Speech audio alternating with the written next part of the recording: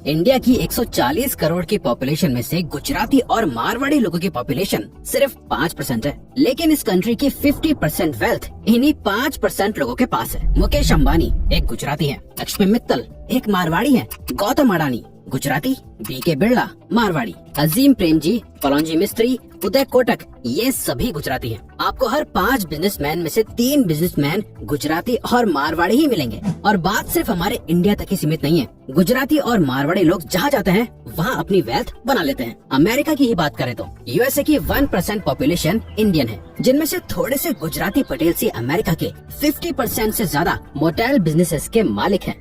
पर ऐसा कैसे है? इन गुजराती और मारवाड़ी लोगों को ऐसा क्या पता है जिससे हम जैसे कॉमन लोग अनजान हैं? ये ऐसा क्या करते हैं जो बाकी लोग अच्छे से नहीं कर पाते? इसका जवाब है धंधो यानी बिजनेस। बाकी लोग जब बिजनेस में फेल हो जाते हैं तो वो जॉब करते हैं, गुजराती लोग इसका उल्टा करते हैं। उन लोगों से जब जॉब नहीं होती तो वो बिजनेस करते हैं, जैसे बिजनेस करना इनके खून में है। अगर आप गुजराती और मारवाड़ी लोगों के माइंडसेट को समझ के उनके जैसा बिजनेस IQ और नॉलेज सीखना चाहते हो तो इस वीडियो को एंड तक जरूर देखना, जहां आप मोनिश परबाई की बुक द धंधो इन्वेस्टर से धंधो के 5 गोल्डन रूल्स के बारे में जानोगे, जो आपका दिमाग खोल के रख देंगे। तो सबसे पहला रूल है इन्वेस्ट इन सिंपल बिजनेसेस।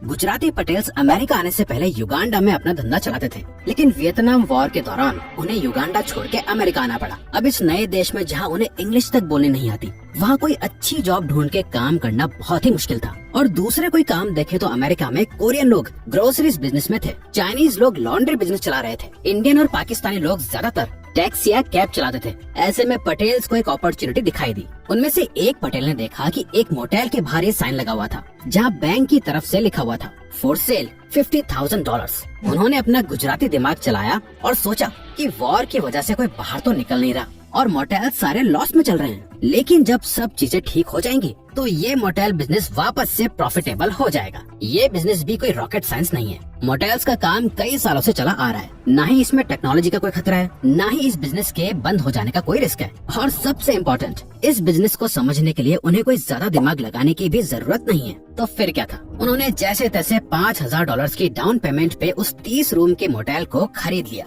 सभी पटेल्स उस 30 रूम के मोटेल में खुद 3-4 रूम्स लेके रहने लगे, जिससे उनका रेंट बच जाता था। साथ ही उस मोटेल में काम कर रहे सभी स्टाफ को नौकरी से निकाल कर खुद सारा काम करने लगे। सैलरी के पैसे भी बच गए। धीरे धीरे जब सिचुएशन नॉर्मल होने लगी तो वो कम से कम दाम पर कस्टमर्स को रूम देने लगे। उनका प्राइस इतना कम था कि आसपास का सारा कंपटीशन ही खत्म हो गया। ऐसा करते करते उनकी सेल्स बढ़ने लगी और जब सिचुएशन नॉर्मल हुई तो मोटेल्स का ये डूबता हुआ बिजनेस खूब पैसे कमाने लगा। जैसे जैसे प्रॉफिट बढ़ा वो अपने बिजनेस को एक्सपेंड करते गए और ऐसा करते करते आज पटेल्स अमेरिका के 50% से ज्यादा मोटेल्स के मालिक हैं। हम में से ज्यादातर लोग सोचते हैं कि हमें एक ऐसा बिजनेस करना चाहिए जो सबकी बस की बात ना हो, जो हर कोई समझ के कॉपी ना कर पाए। वहीं गुजराती और मारवाड़ी लोग ऐसे ही बिजनेसेस को करना पसंद करते हैं, जिसे समझना बहुत ही आसान है। अगर चाहे तो हर आदमी उस बिजनेस को कर सकता है। वो इतना आसान जो है क्योंकि वो ये बात जानते हैं, इंसान की 3-4 सिंपल सी नीड्स यानी जरूरतें होती हैं। उन्हीं नीड्स को पूरा करने के लिए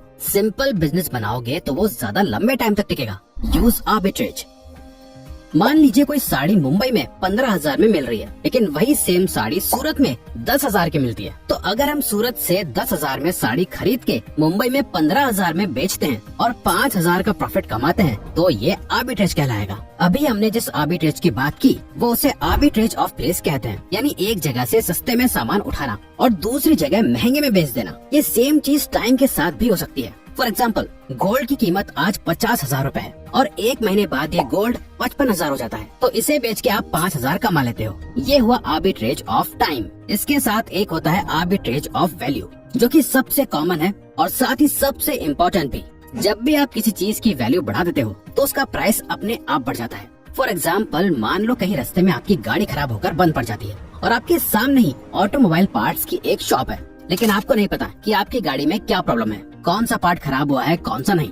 तो ऐसा नहीं है कि आप उस दुकान पे जाके बोलोगे मुझे ये सामान चाहिए और खुद गाड़ी ठीक कर लोगे, बल्कि आप एक मैकेनिक को बुलाओगे, वो खुद चेक करेगा, दुकान से 5,000 का सामान लेके आएगा, आपकी गाड़ी ठीक करके देगा और आपसे लेगा 6,000 रूपए। उसने सामान खरीदा 5,000 का, लेकिन उस 5,000 के साथ उसने जो वैल्यू दी वो थी 6,000 की। ये हुआ आर्बिट्रेज ऑफ वैल्यू। तो जब भी आप कहीं अपना पैसा इन्वेस्ट कर रहे हो तो आर्बिट्रेज पे जरूर फोकस करो कि कैसे आप टाइम, जगह या वैल्यू का यूज करके उस इन्वेस्टमेंट से प्रॉफिट बना सकते हो।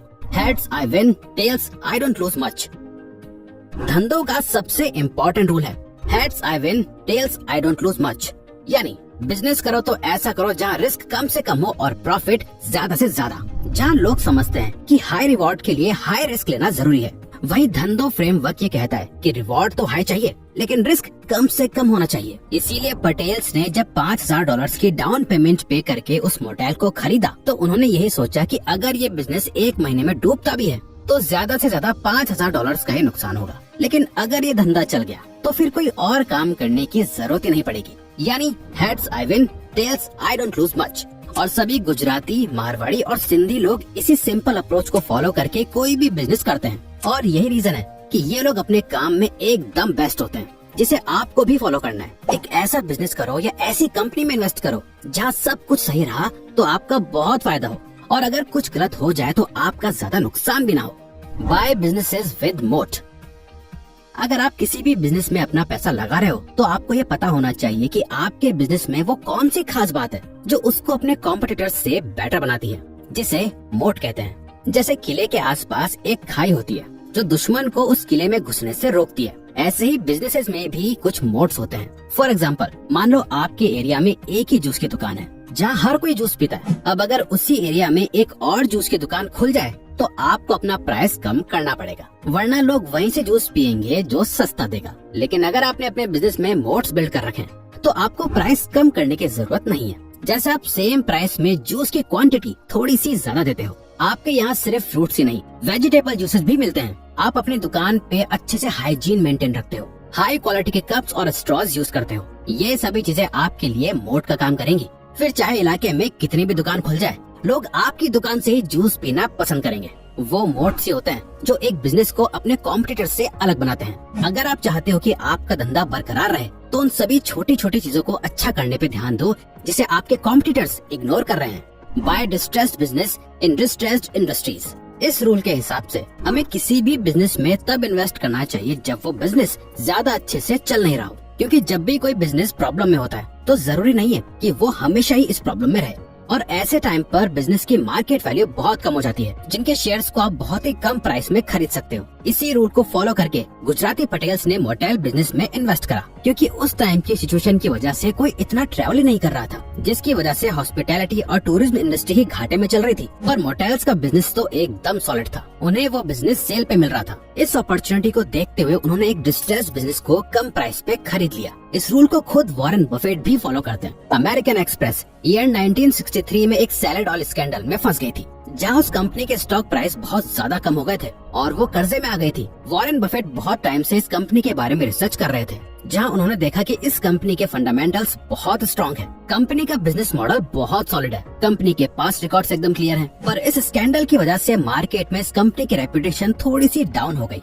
जो कि कुछ टाइम बाद सब भूल जाएंगे। उन्होंने देखा कि ये एक टेम्पररी लॉस है जो मार्केट के सेंटिमेंट्स की वजह से हुई है, जिसकी वजह से ये कंपनी बहुत ज्यादा डिस्काउंटेड प्राइस में मिल रही है। और ये देखकर वॉरेन बफेट ने टोटल कंपनी के 5% हिस्से को सिर्फ $20 मिलियन में खरीद लिया। और आज वॉरेन बफेट अपनी कंपनी बर्कशायर हैथवे के जरिए अमेरिकन एक्सप्रेस के टोटल 19.57% स्टेक होल्ड करते हैं, जिसकी वैल्यू अराउंड 24.92 बिलियन है। इसीलिए किसी भी बिजनेस को खरीदते टाइम आपको उसके प्राइस पर बहुत ज्यादा ध्यान देना चाहिए और हमेशा उन बिजनेसेस पर फोकस करना चाहिए जिनकी मार्केट वैल्यू बहुत कम है।